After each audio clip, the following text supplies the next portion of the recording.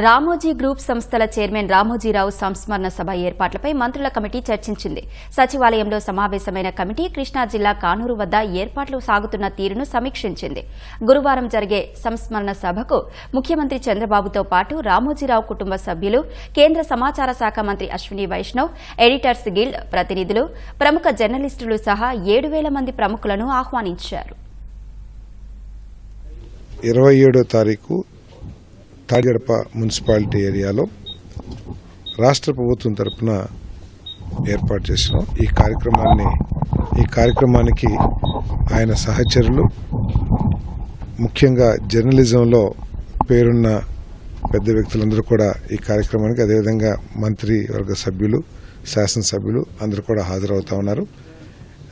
ఈ కార్యక్రమాన్ని ప్రభుత్వం ఎంతో ప్రతిష్టాత్మకంగా ఆయన పట్ల ఉన్న గౌరవాన్ని ప్రతిబింబించే విధంగా ఈ కార్యక్రమాన్ని నిర్వహించబోతా ఉన్నాం.